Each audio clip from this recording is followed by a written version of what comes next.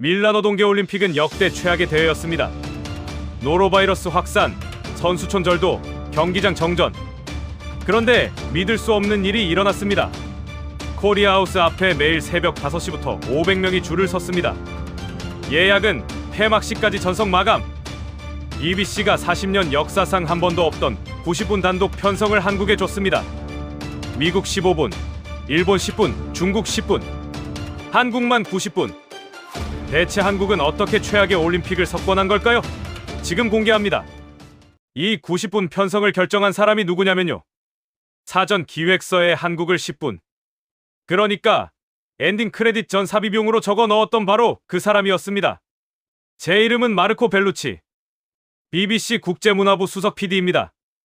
20년 동안 40개국 이상의 문화 다큐멘터리를 제작해왔죠. 유럽방송협회가 주는 골든 다큐 어워드를 3번이나 수상했습니다. 그러니까 이 분야에서는 제가 마지막 결정을 내리는 사람이라고 보시면 됩니다. 저는 문화에 대해 확신이 있었습니다. 문화란 세월이 빚어낸 깊이에서 나오는 것이라고요. 100년, 200년, 500년. 시간의 무게가 곧 문화의 무게라고 믿었죠. 그래서 유럽의 문화가 세계 최고라고 확신했습니다. 르네상스를 탄생시킨 이탈리아, 계몽주의의 프랑스, 셰익스피어의 영국. 이 세 나라만으로도 인류 문화유산의 절반을 설명할 수 있다고 생각했으니까요. 밀라노로 떠나기 사흘 전이었습니다. 런던 BBC 본사 12층 대형 회의실에서 사전 브리핑이 열렸어요. 창밖으로 템스강이 보이는 그 회의실에 국제문화부 핵심 인력 8명이 모였죠. 테이블 위에 올려진 서류, 뭉치가 각국 문화관 사전 자료였습니다. 저는 커피를 한 모금 마시며 자료를 넘겼어요. 미국 USA 하우스. 장소는 밀라노 시내 중심부 갤러리아 인근. 예산 $1200만. 나이키, 코카콜라, 애플 공식 후원. 저는 고개를 끄덕였어요. 역시 미국답죠. 자본으로 밀어붙이는 건 세계 최고니까요. 촬영 분량란에 40분을 적었습니다. 일본, 재팬하우스. 목조 건축 재현, 다도 체험, 전통 공연. 예산 $800만. 깔끔하고 정돈된 구성이었어요. 일본은 늘 그렇죠. 완벽하지만 놀라움은 없다. 15분을 적었습니다. 중국, 차이나하우스. 용 장식, 도자기 전시, 비단 쇼케이스. 예산 $1500만. 중국답게 규모는 압도적이었어요. 하지만 베이징 올림픽 때와 크게 다르지 않아 보였죠. 30분을 적었습니다. 그리고 한국, 코리아하우스. 저는 자료를 읽다가 펜을 멈췄어요. 한복 체험, 한국 음식 시식, K-뷰티 체험, K-팝 댄스 클래스, 편의점 재현. 웃음이 나왔습니다. 옆에 앉은 카메라 감독 소피아가 고개를 돌렸어요. 왜 웃으시는 거예요? 아니. 한국 자료 봤어. 편의점을 재현한대. 올림픽 문화 행사에서 편의점이라니. 백화점도 아니고. 소피아가 어깨를 으쓱했죠. 아시아 국가들은 늘 그렇잖아요. 대중문화와 고급 문화의 경계를 잘 구분 못하는 편이니까. 저는 고개를 끄덕이며 촬영 분량란에 10분이라고 적었습니다. 그리고 옆에 메모를 남겼어요. 엔딩 크레딧 전 삽입용. 현장에서 오래 머물 필요 없음. 그때는 몰랐죠. 그 10분이 90분이 되고 최하위 예상이 역대급 반전으로 바뀔 줄은요. 밀라노 말펜사 공항에 내리자마자 분위기가 이상했습니다. 올림픽 개최 도시의 공항이라면 선수막이 펄럭이고 자원봉사자들이 웃으며 맞이하고 축제 분위기가 가득해야 하잖아요. 그런데 눈에 띄는 건 올림픽 마스코트 인형이 구석에 먼지를 뒤집어 쓴 채 놓여 있는 것뿐이었어요. 택시를 탔습니다. 기사에게 물었죠. 올림픽 기간이라 도로가 많이 막히나요? 기사가 백미러로 저를 쳐다봤어요. 올림픽이요? 맞다. 하고 있었죠. 솔직히 관심 없어요. 밀라노 사람들 대부분 그래요. 패션의 도시, 디자인의 수도라 불리는 밀라노가 자국 올림픽에 이 정도로 무관심하다니. 호텔에 짐을 풀고 바로 현장으로 나갔습니다. 첫 번째 행선지는 선수촌이었어요. 취재 허가증을 목에 걸고 들어가는데 입구에서부터 분위기가 심상치 않았죠. 방역복을 입은 사람들이 분주하게 움직이고 있었습니다. 무슨 일이에요? 안내 직원의 표정이 어두웠어요. 노로바이러스요. 핀란드 아이스하키 대표팀 숙소에서 시작됐는데 지금 130명 넘게 경기됐습니다. 130명이요? 네. 캐나다, 스웨덴 선수단까지 번졌어요. 경기 4개가 연기됐고요. 저는 수첩에 적었습니다. 심장이 무거웠어요. 올림픽에서 전염병이라니. 그게 끝이 아니었습니다. 저 선수촌 복도를 걷는데 한 숙소 앞에 경찰 2명이 서 있었어요. 절도 사건입니다. 여권, 장비, 개인 소지품까지 사라졌어요. 올림픽 선수촌에서 도둑이요? 경찰이 고개를 끄덕였죠. 씁쓸한 표정이었어요. 오후에는 빙상 경기장으로 갔습니다. 피겨, 스케이팅 예선이 열리는 곳이었죠. 관중석에 앉아 경기를 지켜보는데 갑자기 조명이 꺼졌어요. 경기장이 칠흑 같은 어둠에 빠졌습니다. 관중석에서 비명이 터졌죠. 정전입니다. 잠시만 기다려주세요. 3분 만에 비상 전력이 들어왔지만 선수는 이미 빙판 위에서 넘어져 있었습니다. 연기 후 재경기가 결정됐죠. 선수의 눈에 눈물이 고여 있었어요. 몇 년을 준비했을 텐데. 저는 관중석에 앉아 한숨을 내쉬었습니다. 20년 동안 수많은 국제 행사를 취재했지만 이런 적은 처음이었어요. 전염병, 도난, 정전. 3중고가 한꺼번에 터진 거죠. 다음 날 아침이었습니다. 드디어 본격적인 문화관 촬영이 시작됐죠. 첫 번째 목적지는 미국 문화관이었습니다. 밀라노 시내 중심부 갤러리아, 바로 옆에 자리 잡은 최고의 입지였어요. 미국답죠? 건물 외관부터 압도적이었습니다. 성조기가 건물 전체를 감싸고 있었고 입구에는 초대형 네온사인이 번쩍이고 있었어요. 그런데 줄이 없었습니다. 입구에 안내 직원 2명이 서 있었지만 대기자는 10명도 안 됐어요. 저는 소피아와 눈이 마주쳤죠. 좀 한산하네요. 아직 오전이라 그런가 봐요. 안으로 들어갔습니다. 첫 번째 공간은 거대한 스크린 홀이었어요. 사방이 스크린이었죠. 벽면, 천장, 심지어 바닥까지. 나이키 광고가 흘러나왔습니다. 코카콜라 로고가 회전했고 애플의 최신 제품 영상이 이어졌죠. 미국의 혁신이 세계를 바꿉니다. 나레이션이 홀 전체에 울려 퍼졌어요. 저는 카메라를 들고 촬영하면서 뭔가 이상하다는 걸 느꼈습니다. 만질 수 있는 게 없었어요. 전부 스크린이고 전부 영상이었죠. 그냥 서서 보는 거예요. 체험 공간은 어디 있나요? 안내 직원에게 물었습니다. 특별 초청 구역에서 체험 프로그램이 운영되고 있습니다. 일반 방문객은 포토존을 이용하실 수 있어요. 포토존이라고 해서 가봤더니 성조기 앞에서 사진 찍는 공간이었어요. 배경판 하나, 조명 하나. 그게 전부였죠. 밖으로 나왔습니다. 건물 앞을 지나가는 행인에게 물었어요. 미국 문화관 보셨어요? 30대의 남성이 고개를 갸우뚱했습니다. 아, 저거요? 들어가 봤는데 그냥 광고판이더라고요.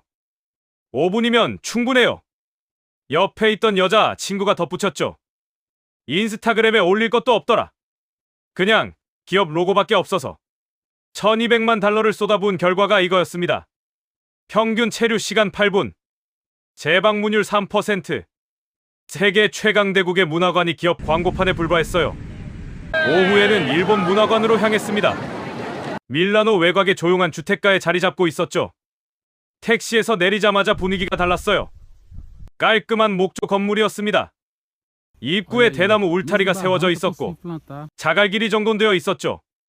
일본 특유의 미니멀한 미학이 느껴졌습니다. 건물 앞에 안내판이 서 있었어요. 완전 예약제. 1회 입장 인원 12명. 체험 시간 90분. 역시 일본이야. 저는 만족스럽게 고개를 끄덕였습니다. 취재 허가증을 보여주고 안으로 들어갔습니다. 첫 번째 방은 다도 체험실이었어요. 다다미 위에 방석이 깔려 있었고 전통 의상을 입은 여성이 조용히 차를 준비하고 있었죠. 동작 하나하나가 느리고 정확했습니다. 무릎을 꿇고 앉아 따뜻한 녹차를 건네받았어요. 한 모금 마셨습니다. 쌉싸름하면서도 깊은 맛이었죠. 두 번째 방은 서예 체험이었어요. 세 번째 방은 꽃꽂이 체험이었습니다. 모든 프로그램이 정성스럽고 섬세했어요. 하지만 문제가 있었습니다. 밖으로 나와서 입구를 다시 봤을 때 대기줄이 없었어요. 아니, 정확히 말하면 대기할 수가 없었습니다. 예약이 안 되면 문 앞에서 돌아가야 했거든요. 오늘 예약 가능한가요? 모레 오후 3시에 한 자리 남아 있습니다. 모레요? 네. 하루 12명씩이라 일찍 마감됩니다. 저는 계산기를 두드렸습니다. 하루 4회 운영. 회당 12명. 하루 최대 48명이 한계였어요. 올림픽 기간 전체로 봐도 1,500명 정도가 끝이었습니다. 품질은 의심할 여지 없이 높았지만 접근성이 치명적이었죠. 문이 닫혀 있었어요. 올림픽은 전 세계가 함께하는 축제인데 하루 48명이면 축제가 아니라 초대장 파티였습니다. 다음은 중국 문화관이었습니다. 멀리서부터 보였어요. 건물 외벽 전체를 붉은색으로 칠했고 입구에는 용 2마리가 기둥을 감싸고 있었죠. 거대한 홍등이 줄줄이 매달려 있었고 금색 글씨로 중화문화관이라고 적혀 있었습니다. 소피아가 카메라를 들며 감탄했습니다. 중국은 역시 스케일이 다르네요. 예산 1,500만 달러면 이번 올림픽 문화관 중 최대 규모였죠. 안으로 들어갔습니다. 입구부터 압도당했어요. 3층 높이의 천장에 1,000개가 넘는 붉은 등이 매달려 있었죠. 첫 번째 홀은 도자기 전시실이었습니다. 유리 케이스 안에 청화백자와 오래된 찻잔이 놓여 있었어요. 각각 수백 년 된 작품이라는 설명이 붙어 있었습니다. 대단하군요. 저는 솔직히 감탄했어요. 역사의 깊이가 느껴졌습니다. 하지만 유리 케이스마다 경고문이 붙어 있었어요. 만지지 마세요. 사진 촬영은 플래시 없이만 허용됩니다. 두 번째 홀은 비단 전시실이었습니다. 벽면 가득 비단 직물이 걸려 있었어요. 금실로 수놓은 용포, 봉황이 그려진 병풍. 화려하기 그지없었죠. 하지만 역시 유리 너머였습니다. 만질 수 없었어요. 한쪽에 중국 전통 의상이 걸려 있었습니다. 입어볼 수 있나요? 전시용입니다. 착용은 불가합니다. 음식 코너도 있었어요. 벽면에 중국 8대의 요리 사진이 크게 걸려 있었습니다. 시식이 가능한가요? 직원이 고개를 저었어요. 전시만 가능합니다. 음식 안전 규정 때문에 천장 조리를 허가받지 못했습니다. 사진만 보라는 거였죠. 밖으로 나왔습니다. 들어간 사람들이 평균 15분 만에 나왔어요. 멋있긴 한데 뭔가 할 게 없어. 그냥 박물관이잖아. 만질 수도 없고 먹을 수도 없고. 저는 수첩에 적었습니다. 중국 문화관. 전시 규모와 품질은 인상적이나 관람 참여 요소 전무. 문화 교류가 아닌 일방적 전시. 호텔로 돌아오는 길에 소피아에게 말했습니다. 오늘 하루 종합하면 어때? 소피아가 한숨을 쉬었어요. 솔직히 실망이에요. 미국은 광고판, 일본은 닫혀있고 중국은 박물관이에요. 세 나라 다 문화를 보여주기만 하지 나누지를 않아요. 저도 같은 생각이었습니다. 호텔 방에 들어와 촬영 일정표를 다시 펼쳤습니다. 내일은 마지막 날이었어요. 한국문화관 10분 촬영 후 공항으로 가면 끝이었죠. 노트북에 메모를 적었습니다. 한국 예상 등급 최하위 촬영 분량 유지 10분 편의점 재현이라니 기대할 것 없음. 그때는 정말 몰랐습니다. 내일 제 촬영 장비가 10시간 넘게 돌아갈 줄은요. 다음날 아침이었습니다. 마지막 촬영 일정이었죠. 호텔 로비에서 커피를 마시고 있었는데 전지 코디네이터 루카에게서 전화가 왔습니다. 마르코, 혹시 오전에 시간 있으세요? 왜요? 한국문화관 쪽으로 한번 가보시는 게 좋을 것 같아서요. 오전 상황을 직접 보시면 좋겠어요. 뭘 보라는 건지 잘 모르겠었지만 어차피 오전은 비어 있었습니다. 소피아를 데리고 택시를 탔어요. 코리아하우스로 가주세요. 택시 기사가 고개를 돌렸어요. 아, 한국 가는 곳이요? 요즘 거기 완전 난리라던데. 제 딸이 어제 갔다 왔는데 인스타그램에 사진 올렸더니 좋아요가 500개 넘었다고 자랑하더라고요. 한복 말하는 거군요. 저는 창밖을 봤습니다. 택시 기사 딸까지 알고 있는 거면 꽤 입소문이 났나 보네요. 하지만 인스타그램에서 인기 있다고 문화 수준이 높은 건 아니죠. 그건 마케팅이지 문화가 아닙니다. 목적지까지 15분 거리였어요. 그런데 건물에서 3블록쯤 떨어진 곳부터 이상했습니다. 사람들이 보이기 시작했거든요. 같은 방향으로 걸어가고 있었죠. 한두 명이 아니었어요. 코너를 돌았습니다. 저는 택시 안에서 몸을 앞으로 숙였어요. 뭐야 저게? 건물 입구 앞에 사람들이 줄을 서 있었습니다. 줄이 건물을 돌아 뒷골목까지 이어져 있었어요. 제가 본 것만 해도 400명은 넘었습니다. 아니, 500명에 가까웠어요. 이거 전부 한국 문화관 줄이에요. 루카가 고개를 끄덕였습니다. 매일 이래요. 어제는 새벽 4시부터 줄을 선 사람도 있었어요. 차에서 내렸습니다. 줄을 따라 천천히 걸었어요. 60대 할머니와 손녀가 함께 서 있었고 바로 뒤에는 20대 대학생 그룹이 있었죠. 줄 앞쪽에 있던 30대 여성에게 다가갔습니다. 몇 시에 오셨어요? 그녀가 웃으며 대답했어요. 새벽 5시요. 새벽 5시요? 왜요? 어제 친구가 왔는데 한복이 다 떨어져서 못 입었대요. 저는 오늘 꼭 입어볼 거예요. 한복을 입으려고 새벽 5시에 줄을 섰다고요? 저는 입이 벌어졌습니다. 미국 문화관 앞에는 연령도 없었어요. 일본 문화관은 하루 48명이 한계였죠. 중국 문화관은 15분 만에 나오는 사람들 뿐이었고요. 그런데 여기는 오전 10시인데 500명이 줄을 서 있었습니다. 좀 더 뒤쪽으로 걸어갔어요. 프랑스에서 왔다는 부부가 있었습니다. 파리에서 기차 타고 왔어요. 4시간 걸렸죠? 4시간이요? 왜 여기까지? 인스타그램에서 봤어요. 한복 입은 사진이 너무 예뻐서요. 직접 경험하고 싶었어요. 파리에서 4시간. 한복을 입어보려고. 저는 수첩에 받아 적으면서 손이 떨리는 걸 느꼈습니다. 이건 제 예상과 완전히 달랐어요. 입구에 다가갔습니다. 금색 글씨로 코리아하우스라고 쓰인 대형 간판이 보였어요. 취재 허가증을 보여줬어요. 젊은 한국 여성 스태프가 환하게 웃었습니다. 어서 오세요. 안으로 모시겠습니다. 문이 열리는 순간 등골이 서늘해졌습니다. 완전히 다른 세계였어요. 입구 바닥에 태극 문양이 새겨진 러그가 깔려 있었습니다. 벽에는 한글 서예 작품들이 걸려 있었어요.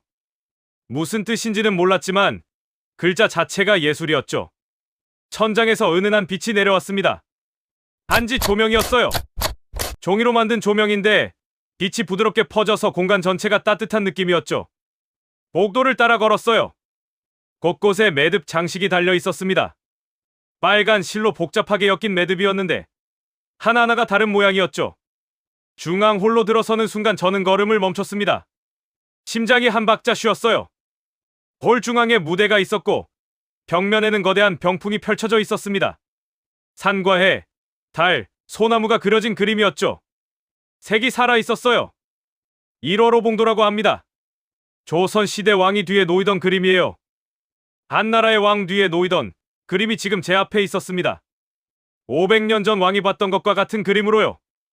무대 위 스크린에 글자가 떠올랐습니다. 설중연회. 눈꽃 아래 피어난 한복. 조명이 꺼졌습니다. 가야금 소리가 흐르기 시작했어요.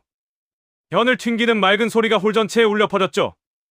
한복 패션쇼가 시작됐어요. 첫 번째 모델이 걸어 나왔습니다.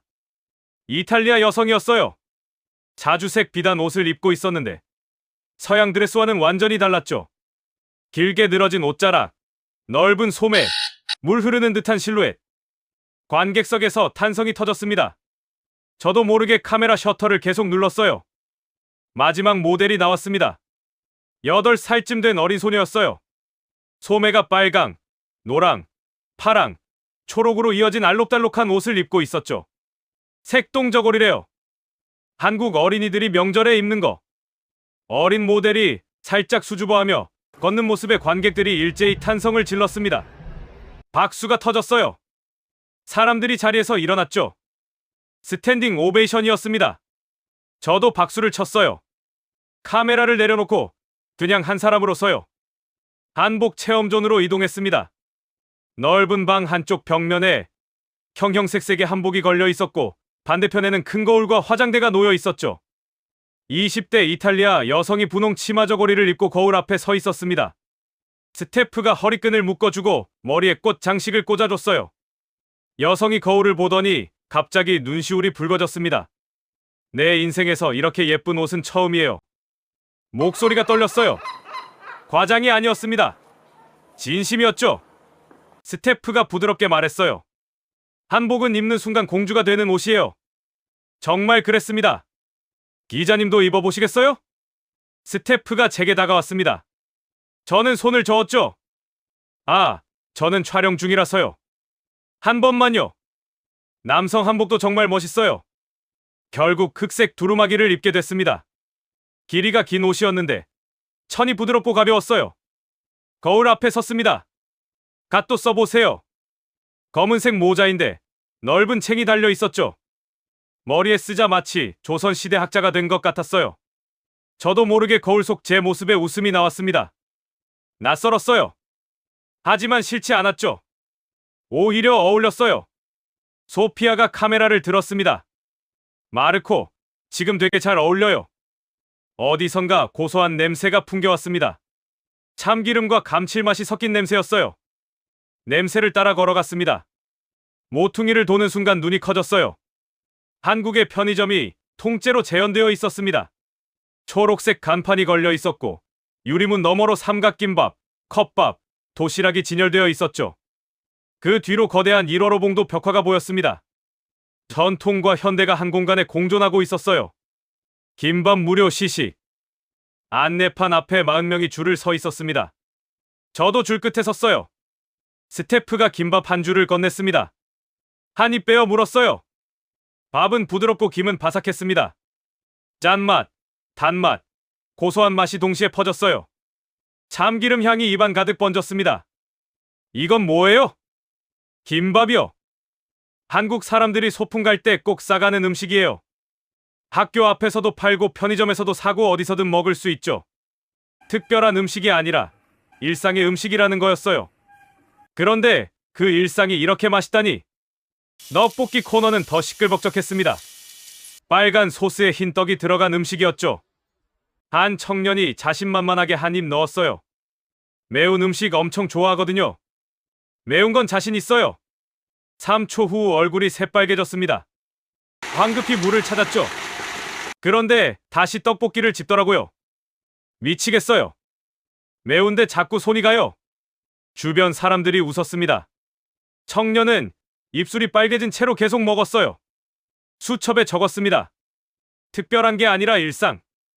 한국은 거창한 걸 팔지 않았어요. 그냥 자기네 일상을 보여줬죠. 그게 오히려 더 특별하게 느껴졌습니다. 미국은 1200만 달러로 브랜드를 보여줬고 중국은 1500만 달러로 유물을 전시했어요. 하지만 한국은 김밥 한 줄과 떡볶이 한 접시로 사람들의 마음을 잡았습니다. K-뷰티 코너로 이동했어요. 복도 끝에서 젊은 여성들의 환호성이 들렸습니다. 입구부터 줄이 어마어마했습니다. 50명은 넘어 보였어요. 립스틱 체험 50분 대기입니다. 50분을 기다려야 하는데도 여성들은 줄을 떠나지 않았습니다. 안으로 들어갔어요. 긴 테이블에 립스틱이 빼곡히 놓여 있었습니다. 60가지가 넘는 색상이었죠. 금발 여성이 10가지 넘게 시도하고 있었어요. 마음에 드는 색을 찾자마자 바로 셀카를 찍었어요. 인스타그램에 올렸죠. 좋아요. 벌써 200개 넘었어. 자발적이었어요. 아무도 시키지 않았는데 스스로 홍보하고 있었습니다. 마음에 드는 립스틱 하나 가져가세요. 스태프가 공지했어요. 진짜요? 공짜로요. 여성들이 환호했죠. 저는 깨달았어요. 이 공간에서 그냥 보기만 하는 건 하나도 없었습니다. 립스틱은 직접 발라보고 마스크팩은 직접 붙여보고 모든 게 체험이었어요. 루카가 태블릿을 꺼내 데이터를 보여줬어요. 오픈 후 일주일 기준이에요. 1일 평균 방문객 3,500명. 누적 방문객 25,000명. 해시태그 누적 600만 건. 1일 한복 체험 인원 800명. 김밥 1일 소비량 1,500개. 립스틱 1일 소진량 600개. 예약은 폐막식까지 전석 마감. 대기 리스트 4,200명. 비교 데이터도 있나요? 같은 기간. 미국 1일 평균 방문객 350명. 일본 1일 48명. 중국 1일 280명. 저는 숫자를 노려봤습니다. 한국이 미국의 10배, 일본의 73배, 중국의 12배. 말이 안 되는 숫자였어요. 그런데 더 놀라운 게 있었습니다. 재방문율이에요. 한국 34%. 3명 중 1명이 다시 와요. 미국은 3%, 일본 12%, 중국 5%요. 3명 중 1명이 다시 온다. 한 번으로 끝나지 않는다는 뜻이었어요.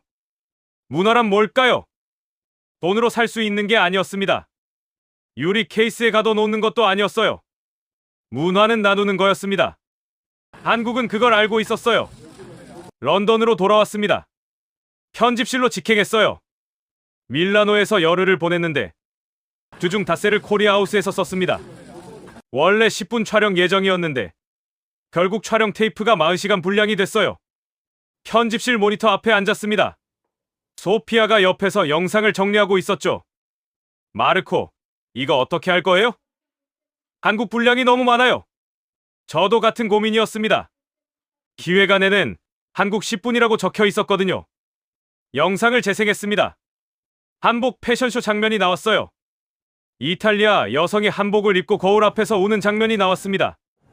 내 인생에서 이렇게 예쁜 옷은 처음이에요. 소피아가 조용히 말했어요. 이건 10분으로 안 돼요. 저도 알고 있었습니다.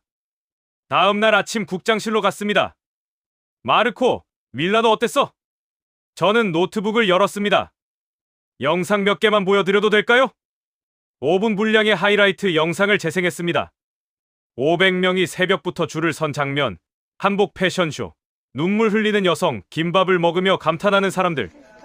영상이 끝났을 때 국장의 표정이 달라져 있었어요. 이게 한국이야? 네. 10분 예정이었는데요. 분량 얼마나 필요해? 저는 숨을 깊이 들이켰습니다. 90분이요. 90분. 미국이 40분인데 한국이 90분이라고? 저는 고개를 끄덕였습니다. 미국은 광고판이었어요. 중국은 박물관이었고 일본은 문이 닫혀 있었죠. 하지만 한국은 달랐습니다. 문화를 보여준 게 아니라 함께하게 했어요. 사람들이 울었습니다. 웃었어요. 다시 왔죠. 이건 제가 20년간 본 것 중 가장 강력한 문화의 힘이었습니다. 국장이 한참을 저를 쳐다봤어요. 그리고 고개를 끄덕였습니다. 좋아. 90분으로 가자. 사흘째 되는 날 밤이었어요. 집에 들어와 소파에 쓰러졌습니다. 거실 한쪽에 있는 오래된 나무 상자가 눈에 들어왔습니다. 할아버지 유품 상자였어요. 할아버지 에드워드 벨루치. 1960년대부터 1990년대까지 BBC에서 일했던 전설적인 해외 특파원이었죠. 상자를 열었습니다. 낡은 취재 수첩들, 바랜 사진들, 그리고 오래된 편지 봉투 하나가 있었어요. 봉투에 한글이 적혀 있었습니다. 봉투 안에 할아버지의 편지가 들어 있었습니다. 날짜를 보니 1988년 10월이었어요. 서울올림픽이 끝난 직후였죠. 손이 떨렸습니다. 편지를 펼쳤어요. 서울에 도착했다. 공항에서부터 놀랐다. 자원봉사자들이 웃으며 맞이해줬다. 영어로 안 되면 몸짓으로, 그것도 안 되면 종이에 그림을 그려가며 설명해줬다. 이 나라 사람들은 낯선 이에게 마음을 여는데 주저함이 없다. 다음 장을 넘겼습니다. 오늘 문화 행사장에 갔다. 예상했던 건 형식적인 공연이었다. 하지만 완전히 달랐다. 한국 사람들은 나를 관객이 아니라 참여자로 대했다. 전통 의상을 입혀줬고, 음식을 함께 나눠 먹었고, 전통 놀이를 가르쳐줬다. 가슴이 뜨거워졌어요. 36년 전에도 같았던 겁니다. 마지막 장을 펼쳤습니다. 이 나라는 문화를 몸으로 나누는 민족이다. 그들은 보여주지 않았다. 함께했다. 영국은 문화를 가르친다. 프랑스는 문화를 전시한다. 하지만 한국은 문화를 나눈다. 나누는 문화가 가장 강하다. 언젠가 세계가 그걸 알게 될 것이다. 눈시울이 뜨거워졌어요. 편지 위로 물방울이 떨어졌습니다. 제 눈물이었죠. 할아버지가 36년 전에 본 것을 저는 밀라노에서 봤습니다. 세대가 바뀌고 시대가 바뀌었는데 한국은 변하지 않았어요. 아니, 더 강해졌죠. 편지를 가슴에 품었어요. 그리고 제 수첩을 꺼냈습니다.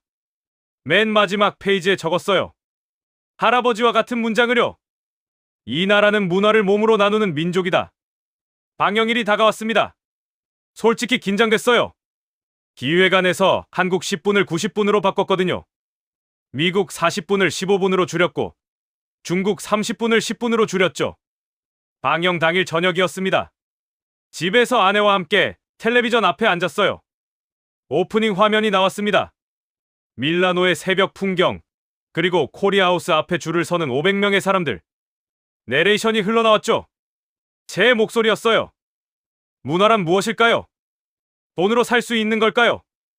유리 케이스에 가둬놓는 걸까요? 아니면 초대장을 받은 사람만 볼 수 있는 걸까요? 90분이 어떻게 지나갔는지 몰랐습니다. 다음 날 아침 출근하자마자 국장실로 불려갔습니다. 마르코, 시청률 봤어? 아니요. 아직이요. 국장이 모니터를 돌려 보여줬습니다. 문화 다큐멘터리 부문 역대 최고 시청률. 동시간대 시청 점유율 1위. 온라인 다시 보기 조회수 48시간 만에 200만 건 돌파. 저는 의자에 털썩 주저앉았습니다. 시청자 게시판 봤어? 한국 가고 싶다는 댓글이 수천 개야. 여행사에서 전화 왔어. 한국 관광 문의가 방영 전 대비 500% 증가했대. 500%. 다큐멘터리 한 편으로 그렇게 된 거였어요. 일주일 후 국제방송협회에서 연락이 왔습니다. 올해 최우수 문화 다큐멘터리 부문 최종 후보에 올랐다는 거였어요. 시상식 날이었어요. 턱시도를 입고 단상 아래 앉아 있었습니다. 최우수 문화 다큐멘터리 부문. 사회자가 봉투를 열었어요. 수상작은 함께하는 문화. BBC 마르코 벨루치 감독. 단상에 올랐습니다. 트로피를 받았어요. 마이크 앞에 섰죠. 저는 20년간 문화를 촬영해 왔습니다. 카메라 렌즈 뒤에서 문화를 기록했죠. 하지만 문화를 경험한 건 밀라노 올림픽이 처음이었어요. 한국은 저를 관객으로 대하지 않았습니다. 참여자로 대했어요. 한복을 입혀줬고 음식을 나눠줬고 함께 웃게 만들었죠. 저는 카메라를 내려놓았습니다. 그리고 두루마기를 입었어요. 그 순간 저는 촬영자가 아니라 경험자가 됐습니다. 객석이 조용해졌어요. 제 할아버지가 36년 전에 편지를 남겼습니다. 거기에 이런 문장이 있었어요. 이 나라는 문화를 몸으로 나누는 민족이다. 나누는 문화가 가장 강하다. 언젠가 세계가 그걸 알게 될 것이다. 36년이 지났습니다. 세계가 알게 됐어요. 한국의 문화가 가장 강합니다. 박수가 터졌어요. 저는 트로피를 들고 단상을 내려왔습니다. 밀라노 동계올림픽은 끝났습니다. 코리아하우스도 문을 닫았죠. 하지만 한국이 남긴 건 사라지지 않았어요. 건물이 아니었습니다.